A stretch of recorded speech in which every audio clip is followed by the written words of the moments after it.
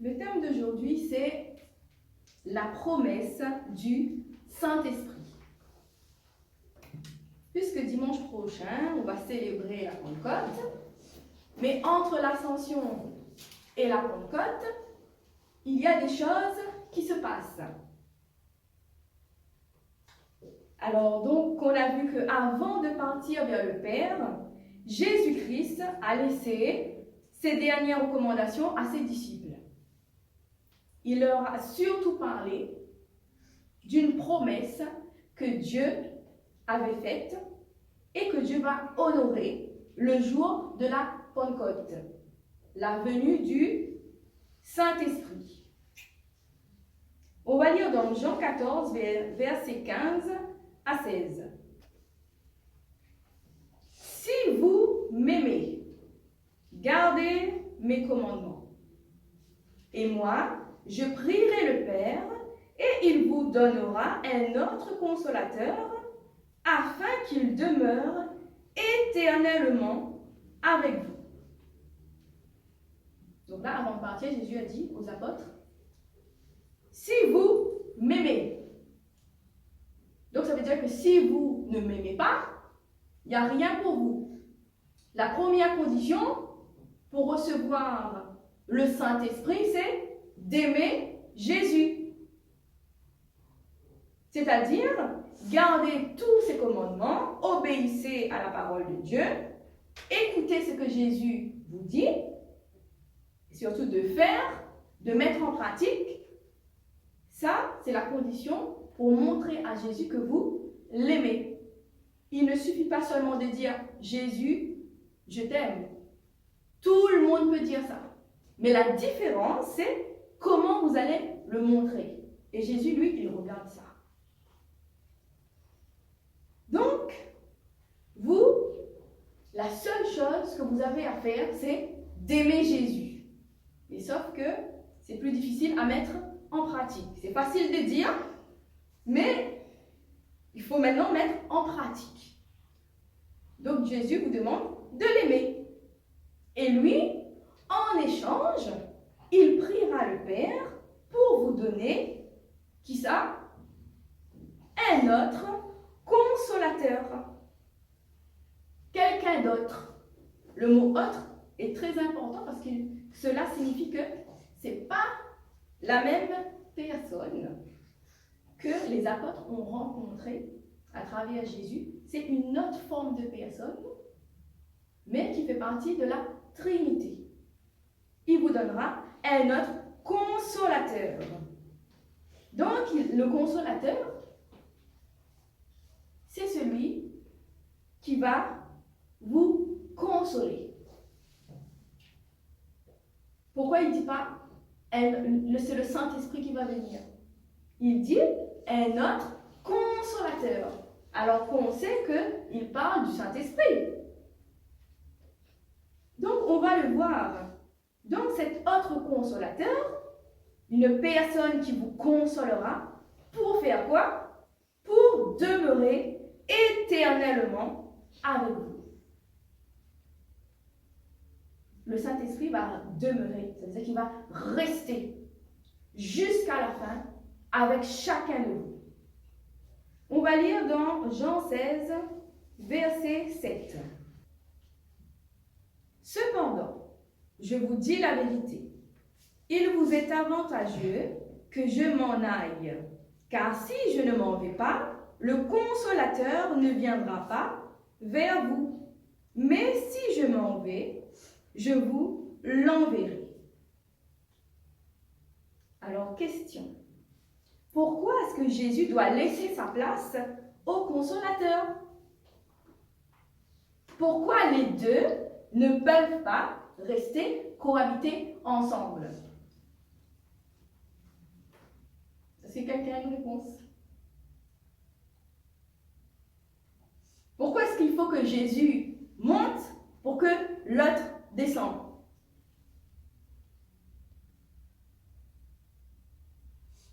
Parce que Jésus, c'est l'Esprit de Dieu dans Jésus. Parce que Jésus, c'est une seule personne et le consolateur vient en chacun de nous. Et Jésus, s'il reste sur la terre, il est seul. Mhm. Oui, Et donc le consolateur est dans chacun de nous. oui.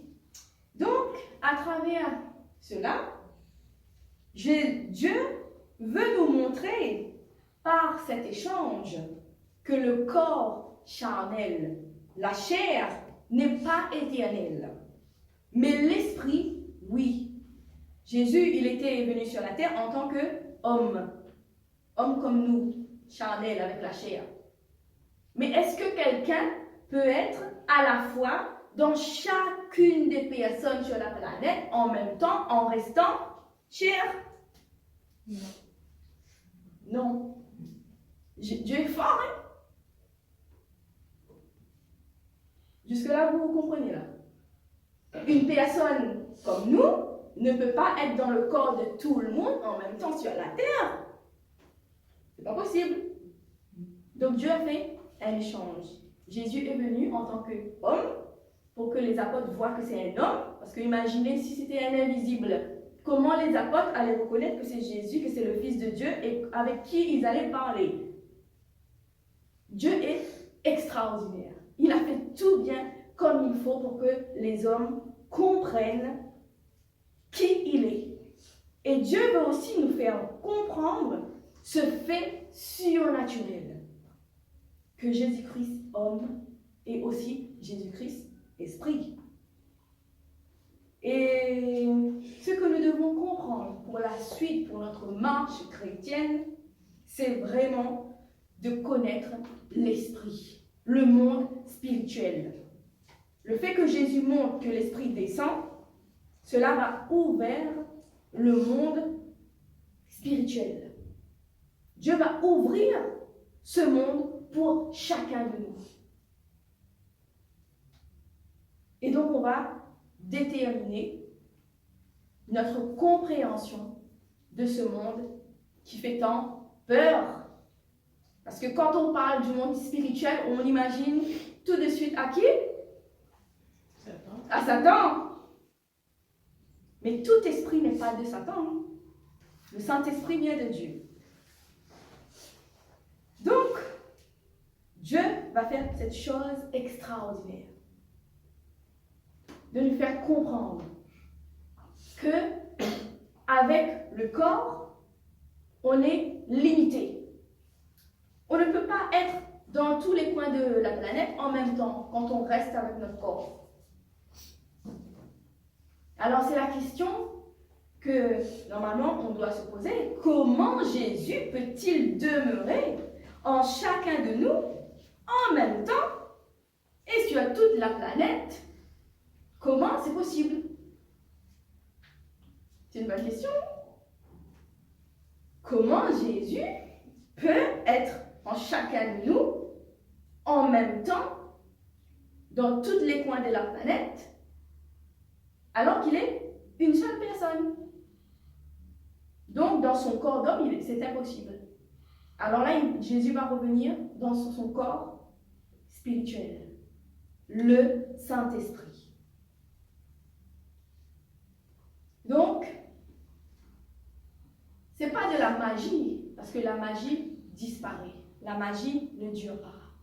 Mais ça y ressemble, parce que c'est Dieu qui a créé le monde spirituel.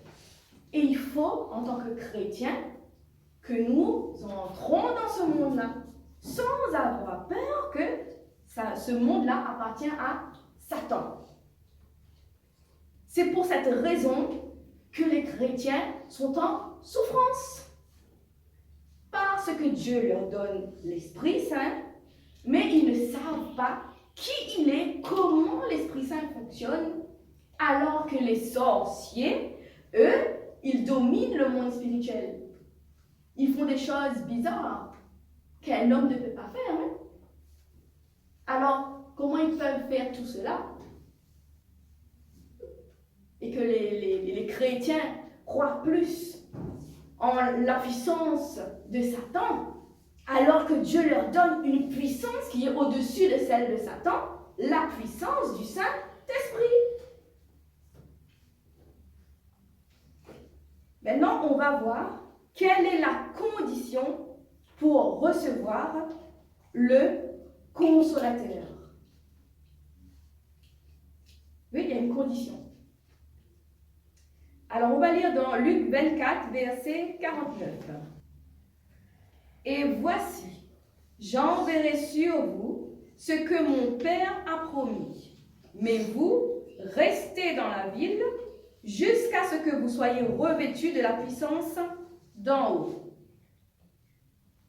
Donc, il y a une condition pour que les apôtres, les disciples, reçoivent la puissance d'en haut, puisque là, dans ce verset, on ne parle plus de consolateur, mais on parle de la puissance d'en haut.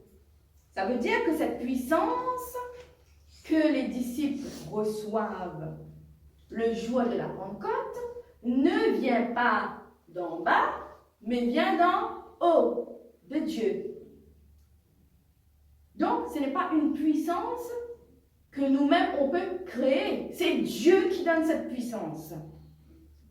Donc, la condition pour recevoir cette puissance, il dit, mais vous restez dans la ville.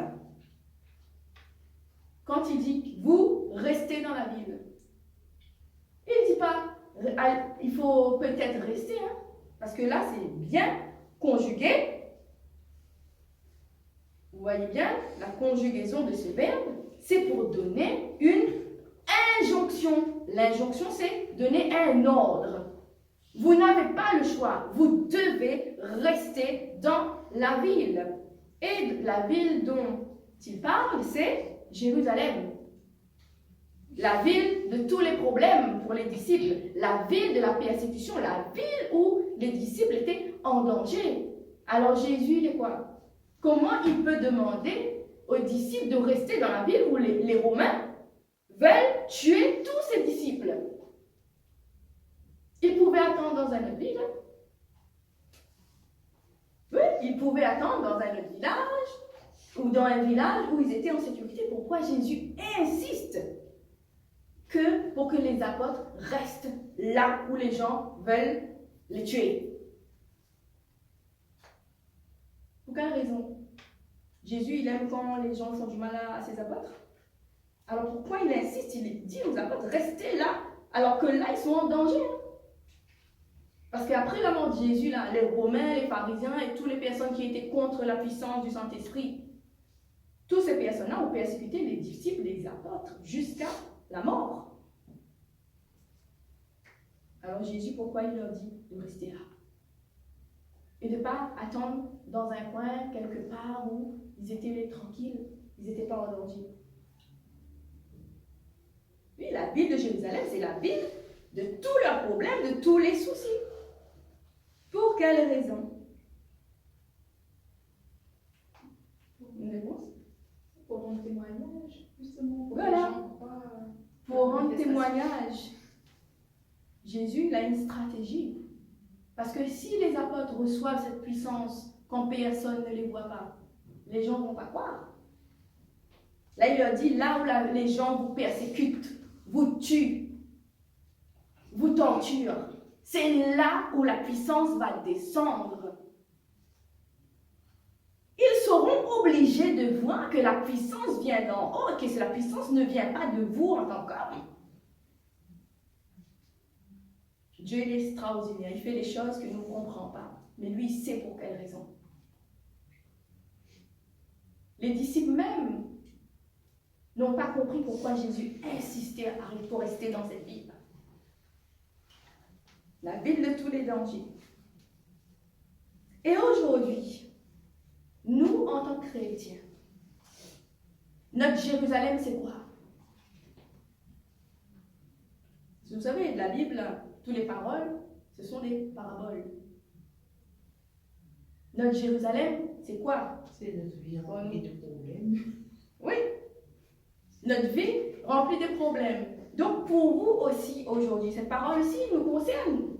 Jésus vous dit de rester là où vous êtes, avec vos problèmes, vos persécuteurs, les gens qui vous persécutent, qui veulent vous tuer, qui veulent vous massacrer, les sorciers qui font la sorcellerie pour vous tuer, mais vous êtes encore vivants, vous êtes encore debout. Ils ne comprennent pas pourquoi. Parce que si vous vous éloignez de ces gens-là, comment vont-ils voir que vous avez la puissance du Saint-Esprit en vous? Il faut rester à côté d'eux. Il faut rester au milieu d'eux. C'est là qu'ils verront que vous restez debout, malgré les attaques qu'ils ont faites contre vous. Dieu ne veut pas que vous partez loin d'eux. Il veut au contraire que vous restez au milieu d'eux pour être témoin de sa puissance. Même si tout le monde est contre vous, vous êtes tout seul au milieu, avec sa puissance qui vient d'en haut, vous allez rester debout pour témoigner de la puissance qui vient d'en haut. Dieu il fait toutes choses très bien. Ah oui, quand on a des problèmes, on a tendance à fuir, à aller loin de ces problèmes. Et on ne comprend pas pourquoi Dieu veut qu'on reste là. Pourquoi, malgré tous ces problèmes, on prie, on est chrétien, mais on fait tout ce qu'il faut pour partir de là, pour sortir de tous ces problèmes. Dieu nous laisse en plein milieu. Pour quelle raison? C'est pour être témoin de sa gloire. Donc il vous dit, dans vos problèmes, dans vos persécutions, restez, attendez. Vous allez voir le consolateur venir vous consoler. Attendez avec force, avec courage, celui qui va venir. Même si vous avez l'impression que vous êtes en train de mourir, s'il fallait mourir, vous ne serez plus là il y a longtemps, hein, avec tous les attaques que vous avez eues. Pourquoi vous êtes encore debout aujourd'hui?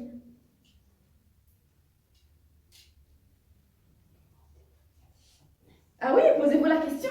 Avec tous les attaques, tous les problèmes que vous avez eus, pour quelle raison est-ce que vous êtes encore debout aujourd'hui, alors que vous étiez tout seul et vous avez tout le monde contre vous? Parce que vous avez la puissance d'en haut avec vous. Et c'est cette puissance que les chrétiens doivent avoir pour avancer dans leur vie avec Jésus. Donc maintenant, on va voir comment est-ce que les apôtres devaient attendre cette promesse. Est-ce qu'ils devaient attendre les bras croisés? Comment? On va le voir dans Luc, versets 52 à 53. Pour eux, après l'avoir adoré, ils retournèrent à Jérusalem avec une grande joie, et ils étaient continuellement dans le temple, louant et bénissant Dieu. Donc, en attendant la promesse du Saint-Esprit, en attendant sa venue, les apôtres, après avoir reçu les commandements de Jésus, ils sont retournés dans la ville de Jérusalem, donc ils ont obéi à l'ordre que Jésus leur a donné. Et comment ils ont attendu cette promesse? Déjà, ils étaient dans la joie. Ils étaient dans une grande joie. C'est vrai, c'est difficile quand on est dans les problèmes d'avoir la joie. C'est vrai que c'est très difficile. Là, Dieu nous demande encore de faire un effort surhumain. Quand on a des problèmes, surtout quand on est dans la maladie, on souffre, on a les attaques démoniaques partout, on ne sait pas comment faire. Alors comment rester dans une grande joie? La joie n'était pas n'importe comment, la joie c'était une grande joie. Ça veut dire qu'il n'y avait pas la place pour la tristesse, pour les mauvaises pensées. C'est difficile pour rester dans une grande joie alors qu'on a plein de problèmes. Mais si Jésus le dit, c'est que c'est possible. C'est que c'est possible. Vous oubliez tous vos problèmes, tous vos soucis, et ce que vous allez faire maintenant, c'est d'avoir cette grande joie. C'est-à-dire que la joie ne vient pas comme ça. C'est à nous de s'attacher à cette joie. Quand il y a un problème, on est dans la joie. C'est à vous de le faire. La joie ne descendra pas du ciel, hein. Ça c'est sûr. C'est l'esprit, la puissance qui va descendre. La joie, c'est à vous. Vous devez créer cette atmosphère de joie dans votre vie de tous les jours. Et surtout, vous êtes dans la grande joie pour quelle raison? Parce que vous savez que vous allez recevoir cette puissance qui vient d'en haut. Vous allez recevoir la promesse.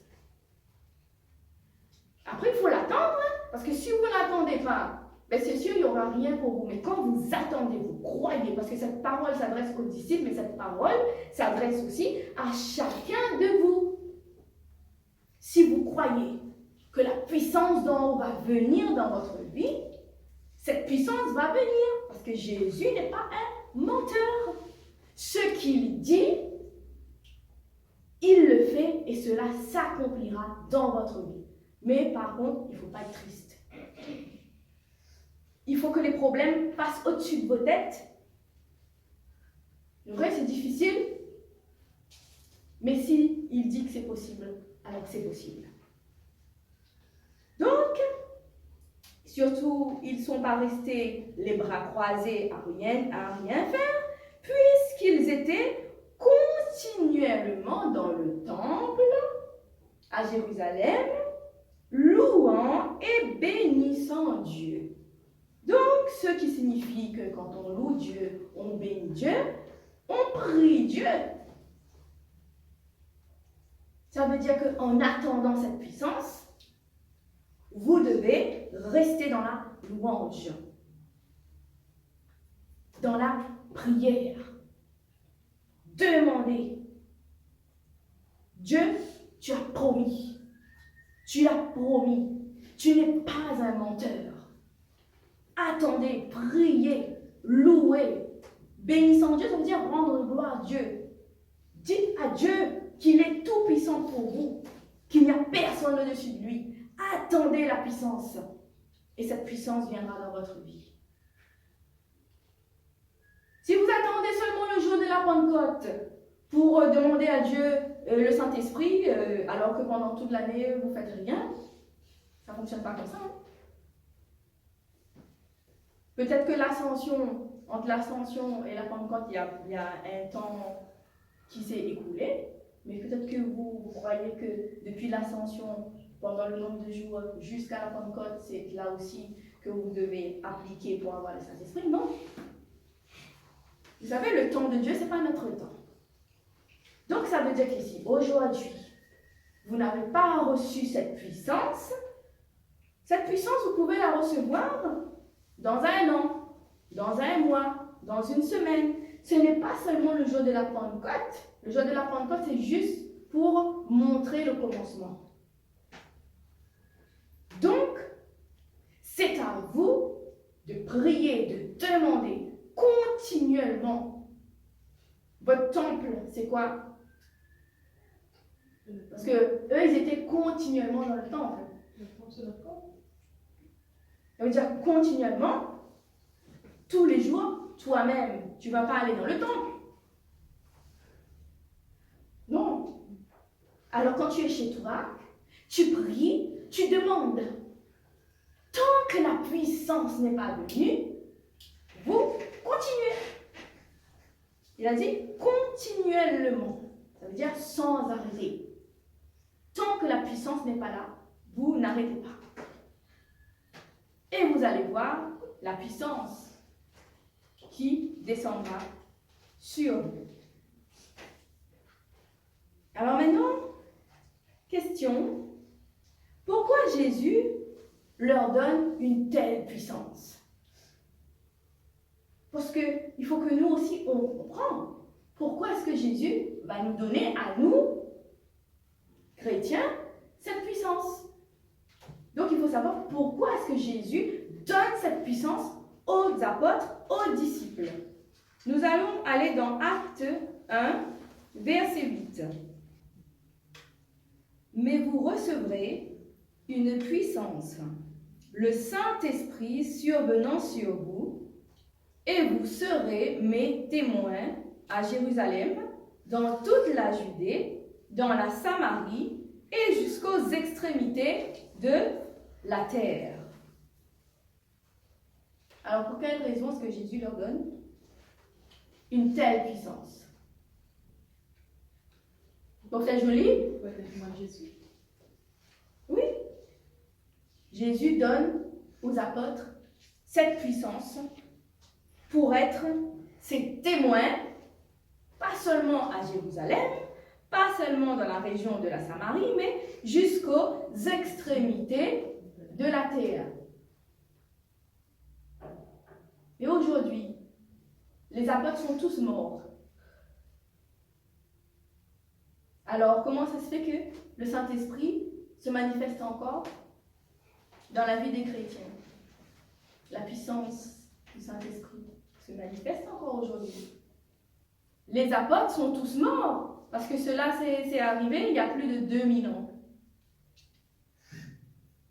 Grâce à la parole. Grâce à la parole. Il a fait des disciples. Il n'y avait pas que les apôtres, il y avait aussi des disciples. Oui. Les apôtres sont morts, mais il n'y avait pas que les apôtres. Jésus avait des disciples. Ça veut dire que les apôtres ont fait aussi des disciples.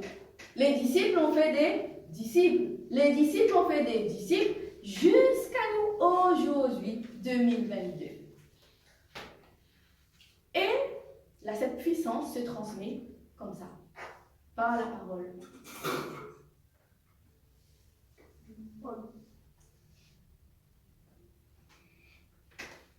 Donc, Jésus a donné cette puissance aux apôtres pour être ses témoins. Mais aujourd'hui, Jésus nous donne aussi cette puissance. C'est pour ça que nous, on peut s'appeler chrétiens. Parce que Jésus nous donne aussi cette puissance pour être ses témoins. Là où nous sommes, dans la ville où nous sommes, dans la région où nous sommes, nous représentons Jésus.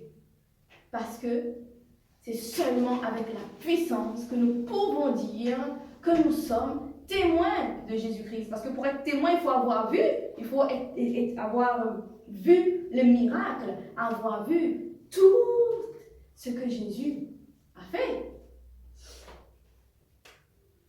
Vous comprenez là? Oui. Si quelqu'un dit qu'il est témoin de Jésus et qu'il n'a rien vu, il est témoin du vent, pas de Jésus. Pour être témoin de Jésus, là, il faut avoir vu, expérimenter la puissance. Et là, on peut témoigner, on peut dire que nous, on a vécu cette puissance, que nous l'avons rencontrée, cette puissance. Quelqu'un qui n'a pas rencontré la puissance, qui n'a pas reçu la puissance, ne peut pas être témoin. Il sera témoin du vent, pas de Jésus. Donc aujourd'hui, il ne faut pas se tromper. Toutes les personnes que Jésus a donné cette puissance, toutes ces personnes ont vu la puissance, ont expérimenté cette puissance. Pas seulement parler de la puissance, parce qu'ils ont envie de dire oui, qu'ils ont vu la puissance, ils ont expérimenté. Et quand on est vraiment témoin de Jésus, la puissance se manifeste. Quelqu'un qui dit qu'il est témoin, il n'y a rien du tout qui se passe, ben il n'est pas témoin de Jésus. Hein. C'est pour ça que Jésus il est venu pour faire la différence, pour montrer ceux qui sont à lui et ceux qui sont à Satan. Et ce qui appartient à Jésus manifeste la puissance du Saint-Esprit. Tout autre esprit contraire au Saint-Esprit ne vient pas de Jésus. Donc, il faut faire attention, parce qu'aujourd'hui, il y a plein de gens qui font de la magie, qui ont de la puissance, qui font des miracles, Mais ce n'est pas avec le Saint-Esprit. La seule puissance qui appartient à Dieu, à Jésus, c'est le Saint-Esprit. Donc maintenant, on va voir pour qui, vraiment pour qui est la promesse du Saint-Esprit. On sait que c'est pour nous aujourd'hui, mais pourquoi est-ce qu'on peut dire que cette promesse s'adresse aussi à nous aujourd'hui? Parce que j'ai rencontré plein de personnes qui n'étaient pas convaincus que le Saint-Esprit est pour nous aujourd'hui. Parce que pour eux, les apôtres sont morts et qu'après les apôtres, il n'y a plus rien du tout. Alors si les apôtres sont morts et qu'après les apôtres, il n'y a plus rien du tout, alors à quoi sert l'Église?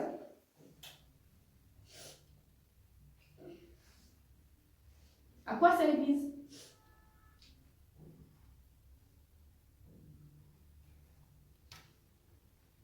Oui, à quoi sert l'Église? Qu'est-ce que nous allons chercher dans les églises si aujourd'hui, il n'y a plus de puissance? S'il n'y a plus de puissance, c'est qu'il n'y a plus de Saint-Esprit. Ça veut dire que le Saint-Esprit n'agit plus aujourd'hui. Alors, qui est-ce que nous allons chercher dans les églises si après les apôtres, il n'y a plus rien? Donc, les guérisons, les délivrances que les chrétiens reçoivent, ça veut dire que cela appartient à qui? À Satan alors. Donc, toutes les guérisons là, les gens ils cherchent les guérisons avec Jésus là. Si ce n'est pas Jésus qui agit encore aujourd'hui, c'est qui alors? C'est Satan. Vous êtes d'accord? Si plein de personnes disent que le Saint-Esprit n'agit plus, la puissance n'agit plus, ça c'était juste le jour de la Pentecôte, il n'y a plus rien. Alors, c'est qui guérit? C'est qui délivre? C'est qui?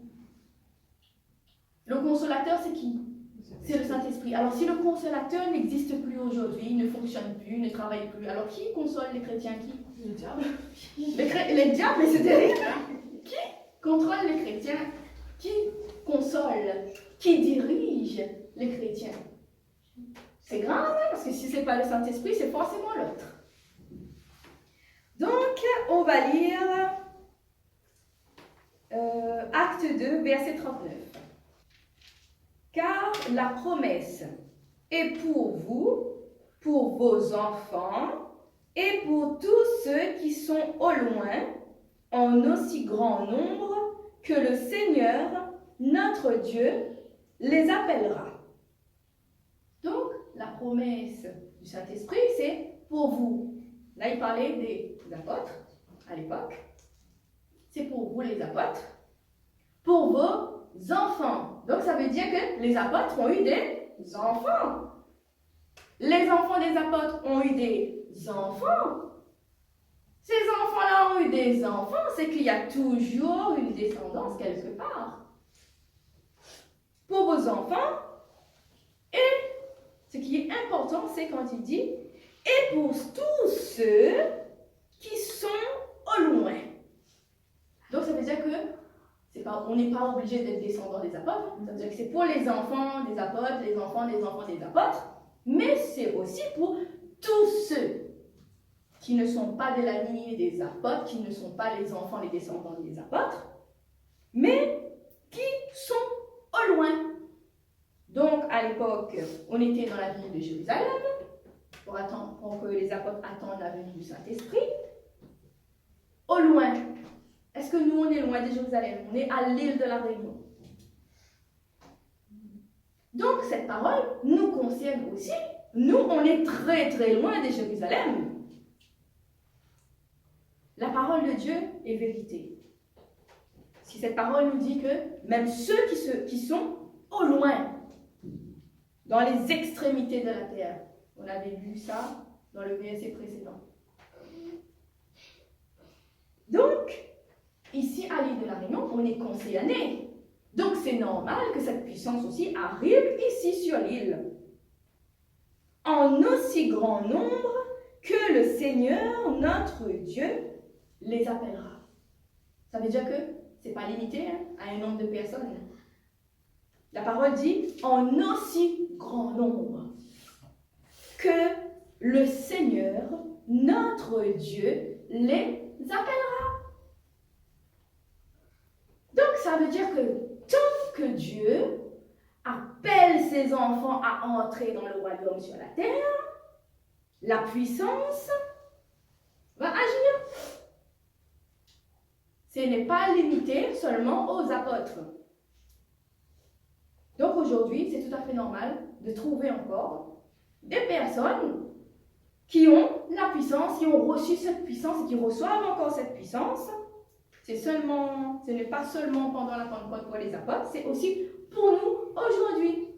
Si vous voulez cette puissance, si vous sentez surtout l'appel de Dieu, c'est pour vous. Parce qu'il est bien précisé que,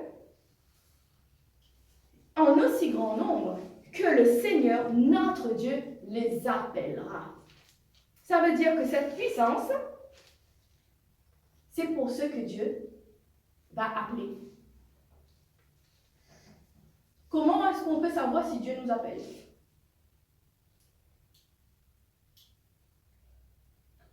Eh oui, parce que s'il dit que la puissance, c'est pour ceux que Dieu va appeler.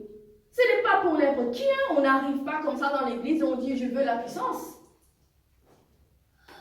Parce que si cette puissance était pour n'importe qui, alors aujourd'hui, dans les églises, toutes les personnes qui se trouvent dans ces églises-là, toutes ces personnes, normalement, ils auraient la puissance. Alors pourquoi ils n'ont pas? Soit disant, ils sont chrétiens.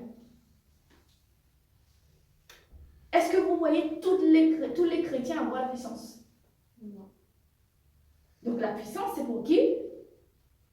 C'est pour ceux que Dieu appelle. Comment est-ce qu'on peut savoir que Dieu nous appelle?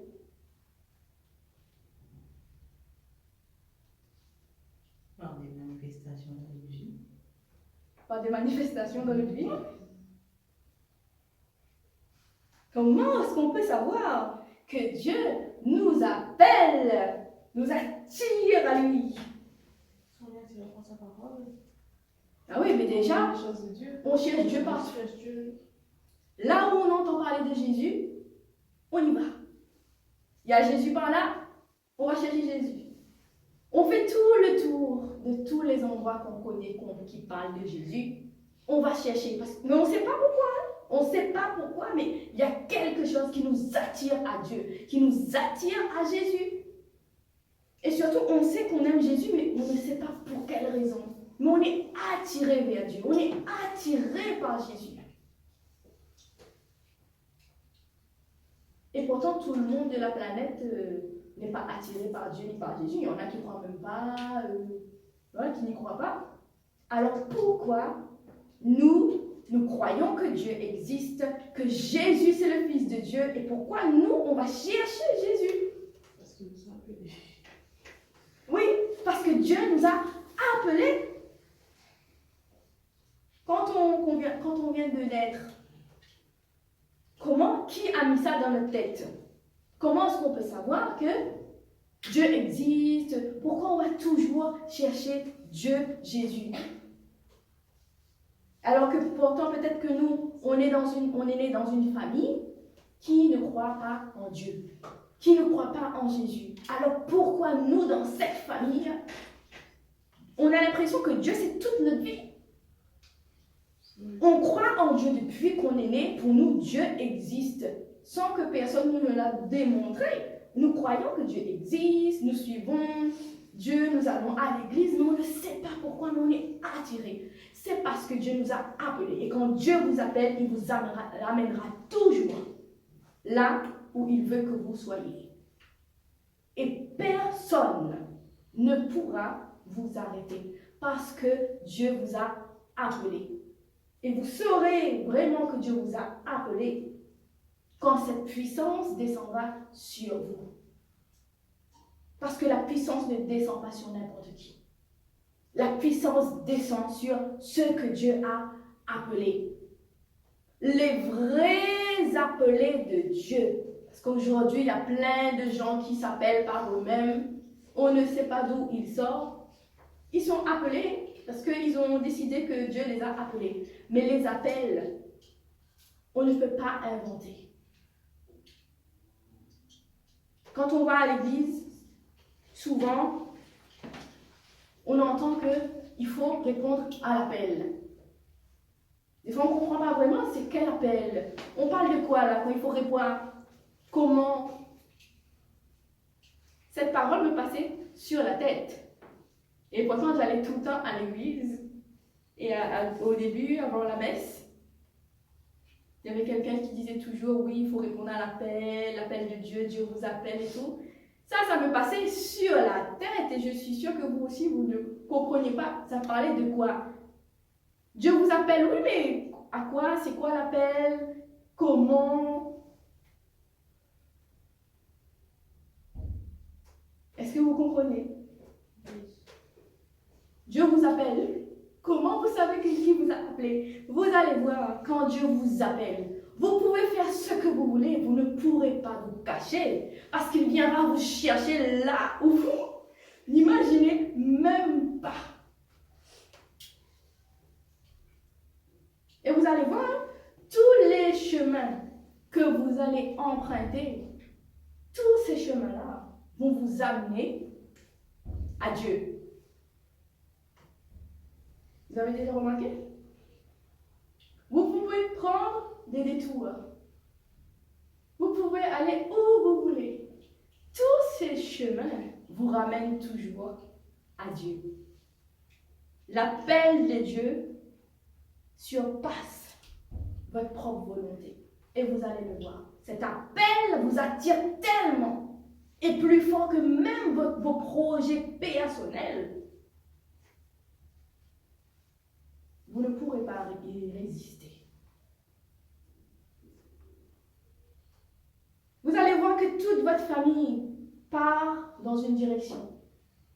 Alors que vous restez toute seule dans une direction. Vous ne comprenez pas pourquoi vous n'arrivez pas à suivre la masse, à suivre la foule. Vous êtes toujours en décalage avec tout le monde qui vous entoure. Vous ne comprenez pas pourquoi votre famille ne vous comprend pas. Vous êtes avec Dieu tous les jours à 100%. Vous pensez à Dieu, vous pensez à Jésus. Mais vous êtes là dans une famille qui fait la fête tout le temps. Pour eux, Dieu n'existe pas. Ils mènent leur vie n'importe comment. Mais vous, vous êtes là, vous savez que ça, ce n'est pas pour vous. Et c'est pour ça que malheureusement, il y a plein de personnes qui ne comprennent pas que c'est l'appel de Dieu. Vous pouvez être né dans une famille, mais si Dieu vous appelle, vous allez voir la différence. Vous ne serez pas pareil. Vous serez différent. Parce que la manière dont votre famille se comporte, ce n'est pas la manière que vous voyez pour votre vie. Surtout si la famille se comporte pas très bien. Oui, regardez dans les familles. Il y a des familles alcooliques, des familles qui sont dans la drogue. Et vous voyez que dans cette famille, il y a un enfant. On dirait que cet enfant a été pris, déposé dans cette famille, que cet enfant n'a rien à faire là. Lui-même, il est perdu parce qu'il ne comprend pas qu'est-ce qu'il fait dans cette famille. C'est parce que Dieu l'a choisi. Dieu l'a appelé. C'est lui qui va sauver sa famille. C'est lui qui va montrer le chemin à cette famille qui était perdue. Donc aujourd'hui, le but, ce n'est pas de connaître comment Dieu nous appelle, comment sentir l'appel. Mais vous savez à peu près comment est-ce qu'on peut connaître que Dieu vous appelle.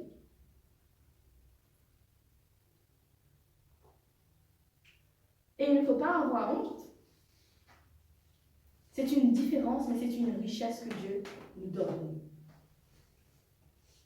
Et quand on est dans une famille bizarre, c'est dur d'assumer cet appel. Parce que les gens vous regardent différemment. On vous insulte, on vous traite de fou, de folle. Votre entourage ne vous comprend pas. Aussi bien que vous-même, vous allez arriver à un moment donné à ne plus vous comprendre. Vous allez croire que vous êtes bizarre, que c'est vous qui avez un problème, parce que vous êtes différent de tous les membres de votre famille. Mais Dieu, si c'est lui qui vous appelle, il fera tout ce qu'il faut pour vous conduire dans les chemins qui va vous amener à lui et à répondre à cet appel. Parce que si Dieu donne la puissance, c'est pas pour faire joli, hein? C'est pour répondre à cet appel.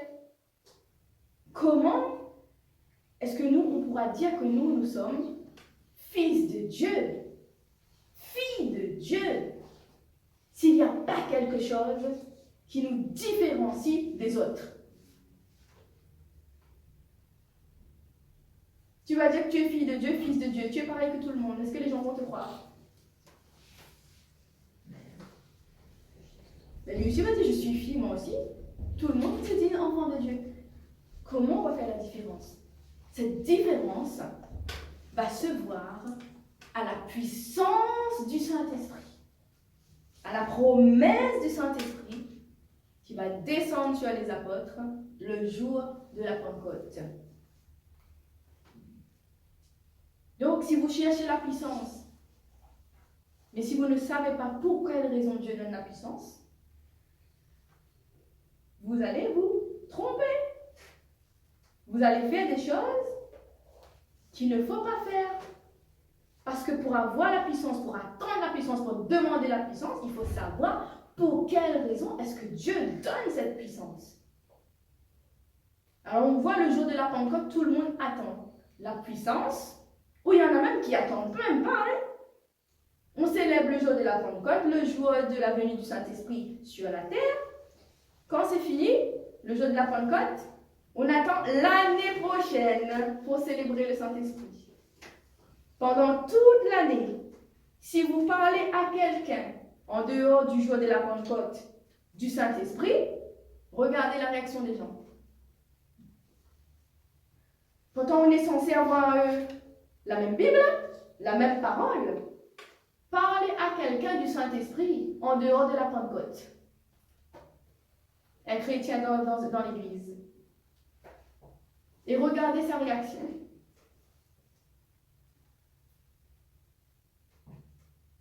Faites l'expérience, essayez de parler à quelqu'un du Saint-Esprit en dehors du jour de la Pentecôte. Donc, Dieu nous appelle à recevoir la venue du Saint-Esprit, de cette puissance pour être ses témoins vivants dans notre génération.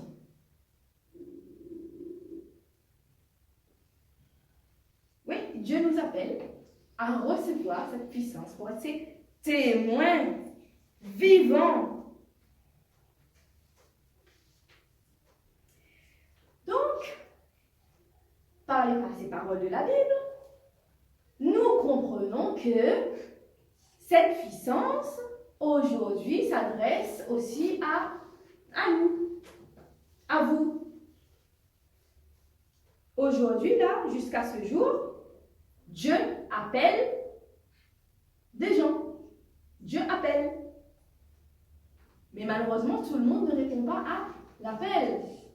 Parce que pour répondre à l'appel, il faut être différent des autres personnes. Il faut assumer cette différence. Et là, c'est autre chose.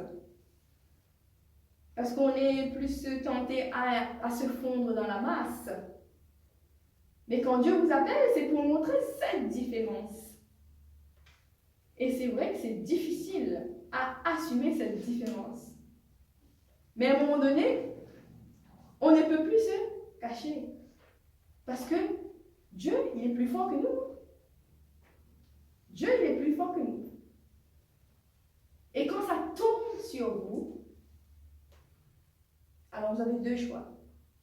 soit vous refoulez l'appel parce que vous avez honte de votre famille, de votre entourage, vous avez honte, donc vous refoulez, vous cachez, vous vivez votre vie normalement, mais là, ça va être terrible pour vous parce que vous allez souffrir énormément.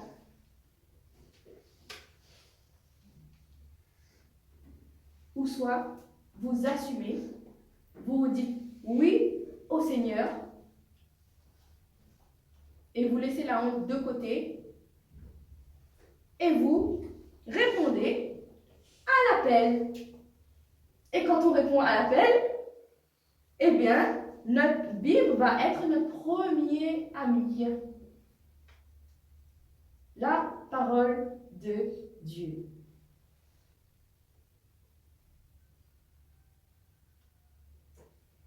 Donc, les amis, frères et sœurs, ce que je vous propose de faire pour dimanche prochain, où nous allons célébrer la Pentecôte, maintenant que vous avez été éclairés sur cette promesse, c'est que jusqu'à dimanche, à partir d'aujourd'hui, jusqu'à dimanche, vous allez continuellement faire comme les apôtres. Priez, louez, bénissez Dieu. Et nous, on se voit à dimanche pour célébrer la Pentecôte. Donc, c'est le moment. Amen, amen, amen. C'est le moment.